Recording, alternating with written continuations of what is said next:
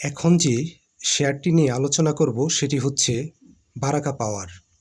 Fuel and power সেক্টরের একসময় খুব ভালো ছিল শেয়ারটি। বর্তমানে অপারেশন শাটডাউন এবং অনেক বিনিয়োগকারী ভাইয়েরা 40-50 এমন 60 পর্যন্ত লসে আছেন। এই শেয়ারটা 13 টাকা থেকে ডাউন ট্রেন্ডে আসতে আসতে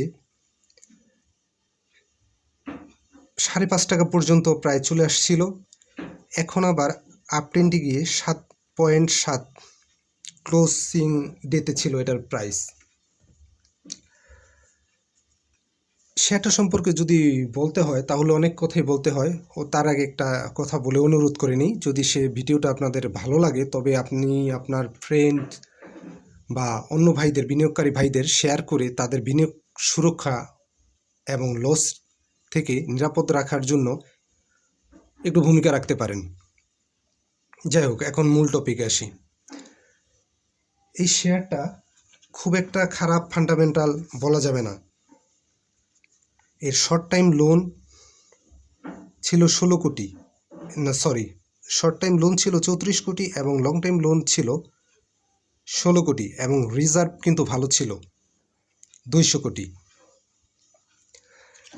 শেয়ারটা কিন্তু 13 টাকা থেকে নিচে চলে আসছে, কন্টিনিউ নিচে চলে আসছে এবং কাউকে ছাড়ার কোনো সুযোগ দেয়নি।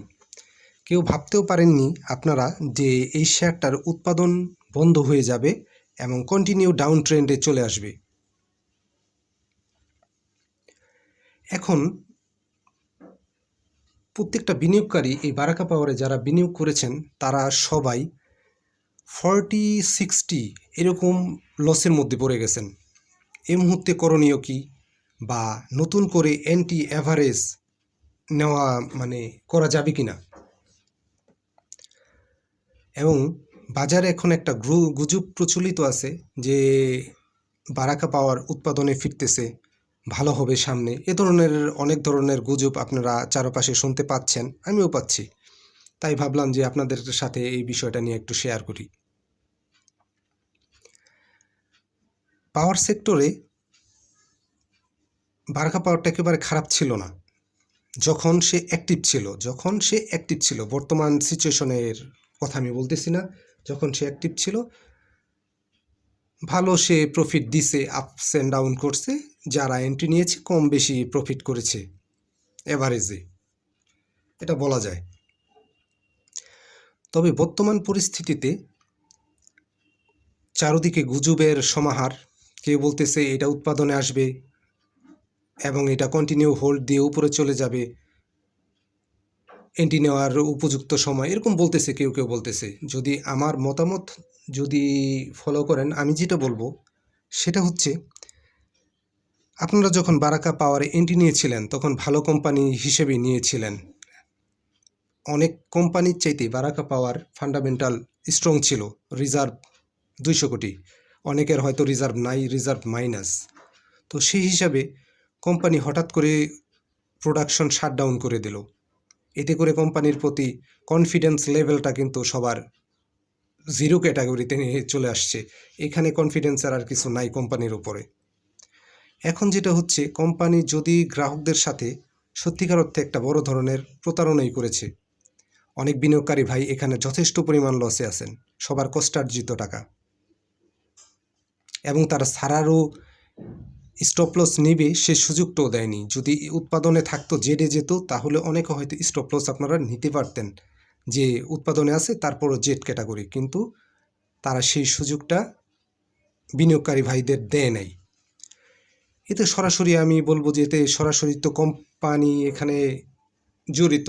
সে নিজে উৎপাদন ক্লোজ করে দিছে এবং ছাড়ার আগে প্রাইসটাকে আপে নিয়ে গেছে।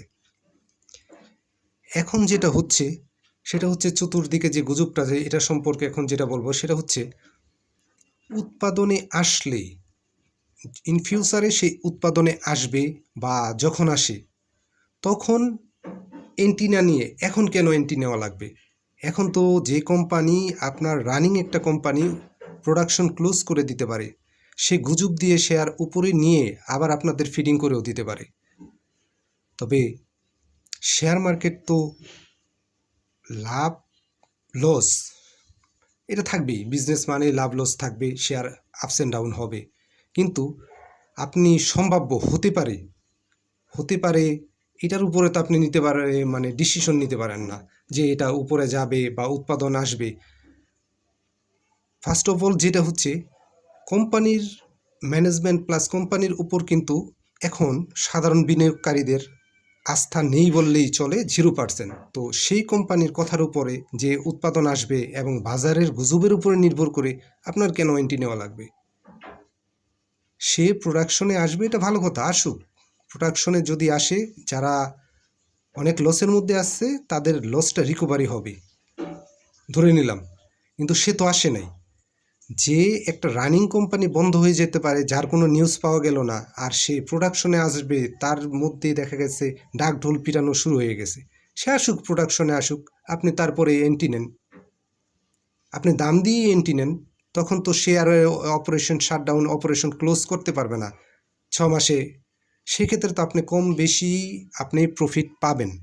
তবে এই মুহূর্তে কেন তাড়াহুড়ো? গুজবের বাজারে আপনি যদি বারবার গুজবের মধ্যে পা দেন, তাহলে আপনার বিনিয়োগ দিনকে দিন কমতে থাকবে, আপনি লস করবেন, ডে বাই ডে আপনি লস করবেন, আপনার ডাউন ডে যাবে পোর্টফোলিও। আপনাকে তো ধৈর্য ধরতে হবে, সেই উৎপাদনে আসুক, বারাকা পাওয়ার উৎপাদনে আসুক, তারপরে আপনি ইনভেস্টমেন্টে যান। আপনি শর্ট টাইম প্রফিটের চিন্তা করেন, সে আসে নাই, সে যাবে, এটা একটু কেমন কথা না? সে আসবে প্রোডাকশনে, তারপরে না তার যাওয়ার, প্রোডাকশনে সে যাবে, তারপরে কি হবে না হবে সে তো ফিউচারে দেখা যাবে।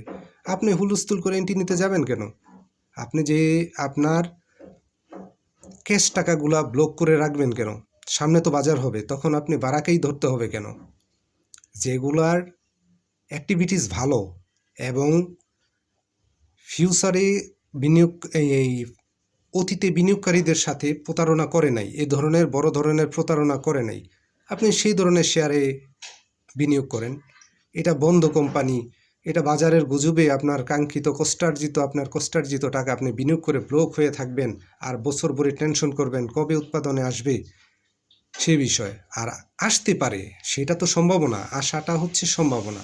কিন্তু আপনি সম্ভাবনার পেছনে কেন ছুটবেন? বাজারে তো শেয়ারের অভাব নাই, আপনি খুঁজেন, দেখেন, নিজে বুঝেন, যাচাই করেন, তারপরে আপনি একটা ভালো শেয়ারে এন্ট্রি নেন। একবারে না, বারবারে নেন, অ্যাভারেজ করার চিন্তা ভাবনা করে সুন্দরভাবে নেন। এই বারাকা পাওয়ারে কেন এন্ট্রি নিতে হবে? বারাকা পাওয়ার প্রোডাকশনে আসুক। বারাকা পাওয়ার তো বিনিয়োগকারীদের সাথে বড় ধরনের চিটিং করছে। তো যদি বড় ধরনের চিটিং করে থাকে, সে তার তো কথার কোনো ভ্যালু নাই। তো বাজারের গুজবেরও তো কোনো ভ্যালু নাই, সব ভ্যালুলেস গুজব, বাজার মানে একবারে ভরে গেছে। আগে প্রোডাকশনে আসুক, তারপরে আপনি দেখে শুনে 100% শিওর হয়ে যে না বারাকা প্রোডাকশন এসেছে, সেই ক্ষেত্রে আপনি বিনিয়োগ করেন। এতে আপনার লাভের পরিমাণ বাড়বে এবং লস হওয়ার পরিমাণ অনেক কমে যাবে। আর এই মুহূর্তে যদি আপনি বিনিয়োগ করেন, সেক্ষেত্রে আপনি কিসের উপরে বিনিয়োগ করলেন? একটা বন্ধ কোম্পানিতে আপনি একটা বাজির মধ্যে করলেন, জুয়া খেলার মতো, যে হয়তো এটা উৎপাদনে আসলে আমার অনেক লাভ হবে, না হলে আমি লস। আপনি এভাবে করে তো বিনিয়োগ বাজারে বেশি দিন টিকে থাকতে পারবেন না। আপনার হিসেব করে, ক্যালকুলেশন করে, একটা শেয়ারের গ্রহণযোগ্যতা, একটা কোম্পানির গ্রহণযোগ্যতা কতটুকু সেটা বিবেচনা করে তারপরে আপনি বিনিয়োগ করেন। সময় নিয়ে বিনিয়োগ করেন, ভেবেচিন্তে একটা ডিসিশন নিয়ে ফেললে তো লস ছাড়ার বিকল্প কিছু নাই এখানে। তাই আমি বলবো, যদি বিনিয়োগ করার চিন্তাই থাকে, ওয়েট করেন বাজারের মানে বারাকা উৎপাদনে আসুক, এবং যখন ডিএসসিতে নিউজ দিবে বা আপনি যখন দেখবেন শিওর 100% শিওর যে বারাকা পাওয়ার উৎপাদনে চলে আসছে, তখন আপনি 2 টাকা বেশি দিয়ে বিনিয়োগ করেন। তাতে আপনার লসের সম্ভাবনা থাকবে কম, লাভের পরিমাণ থাকবে, সম্ভাবনাটাই বেশি থাকবে। তাই বলবো, গুজবে কান না দিয়ে আপনি অ্যাক্টিভ কোম্পানিতে আপনি বিনিয়োগ করুন। এইসব বন্ধ কোম্পানি, গুজবের কোম্পানি, এগুলাতে বিনিয়োগ করা থেকে আপাতত বিরত থাকুন ও উৎপাদনে আসুক। এটা হচ্ছে আমার মতামত। এটি আমি কাউকে বাই সেল করতে নির্দেশ করি না, বাই সেল নিজ দায়িত্বে করবেন। টাকা আপনার, বিনিয়োগ আপনার, লস লাভও আপনার। আমি বিষয়টা নিয়ে আপনাদের একটু সতর্ক করলাম। যদি ভালো লাগে ভিডিওটা শেয়ার করবেন। ধন্যবাদ, ভালো থাকেন।